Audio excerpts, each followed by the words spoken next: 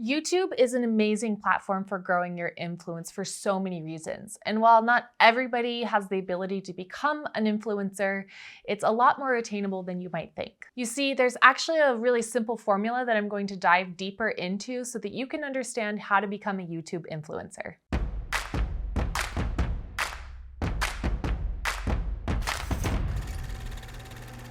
My business partner, Ali, and I have actually worked on over 30 YouTube channels and created over 4,000 videos for YouTube alone. So that's a lot. And we actually recently just decided that, we've been doing this for other people for a while now, and we've seen the success that they've gotten and the growth that they've had, that we are idiots if we don't do this for ourselves. So we did just start our YouTube channel recently, and we're really excited to do that. So whether you're here right in the beginning or you're watching this video 5 years from now, you just have to keep in mind that everyone has to start somewhere. Growing a YouTube channel definitely does take time, and you might see really slow growth in the beginning, but know that that growth does compound, so trust the process. In this video, I'm actually going to go over the 5 steps that you can take to grow your influence on YouTube. Before we dive in, I just want to say influencer is such a buzzword. It's really not my favorite. I think it can be misinterpreted. People are like, oh, I'm an influencer.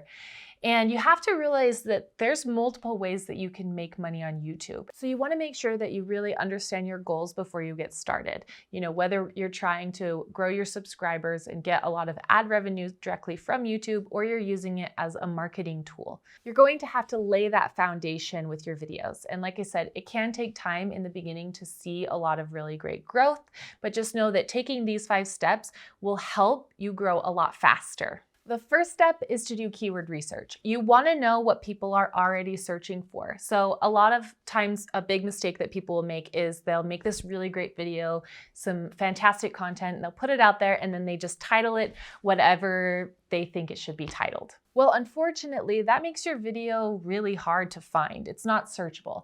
So remember that YouTube is owned by Google, and Google is this giant search engine. So you want to find titles that are already searchable and then create your content around that. The second thing that you want to do is you want to have a really great intro. You have like 5 to 15 seconds to really hook them. And remember that next to your videos, actually all these other videos on the side that people can click to if yours isn't that interesting. So take a little bit of extra time to think about your intro and, hook your audience right away. The third step is that you want to make sure you're giving lots and lots of value throughout your video.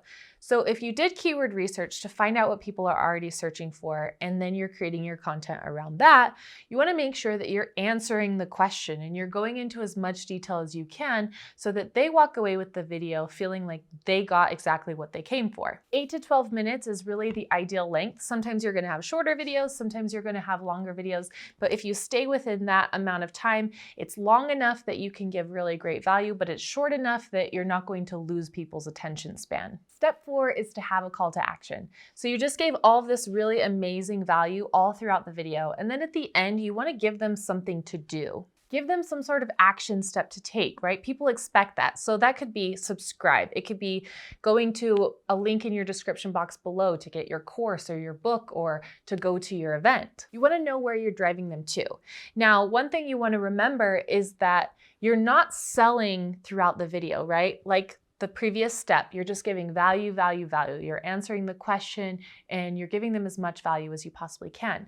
But then as you get to the very end, that's when you get to have your little spiel of why they should subscribe to your channel or why they should get your course. It's very short, but you're giving them an action step. Some people get a little bit uncomfortable with the idea of having a call to action, like, oh, I don't want this to be a sales video. And it's not necessarily that you're selling something. If you're giving them, maybe it's a free course or a free book, you're giving them more value, you're giving them more information, even if it's a paid course, right?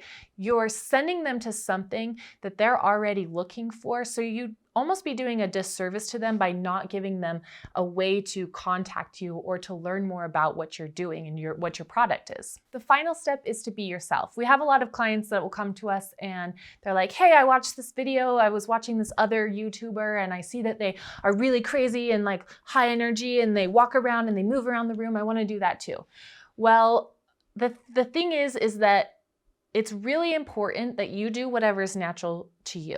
The camera doesn't lie, And if you're uncomfortable, then the audience that's watching you is also going to feel that discomfort and they're going to be uncomfortable. People are coming to your channel because of you. They like who you are, right? I'm not going to appeal to every single type of person, but there are going to be people out there that specifically like my videos because of who I am. Truthfully, some people have the magic and they do really well on camera. And some people, no matter how much you work with them, it's just not right for them, right? They're never going to be somebody who's like super comfortable giving information on camera. But the best way you're going to find out if this is for you or not is by being yourself. If you're trying to be somebody else, then this is never going to be fun.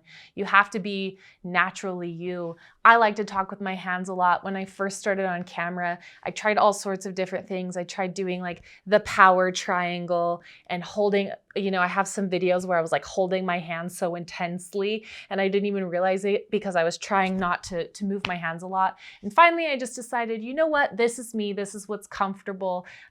I sometimes get teased by my friends for how much they move, but it's what's comfortable for me. And some people are going to like it and some people aren't. And truthfully, I'm here because I have an expertise and a knowledge that people have questions about, and I can give them that value. So whether I'm doing crazy things with my hands or not really doesn't matter. If you are really interested in getting started with your YouTube channel, we do have a free course that you can get in the description box below.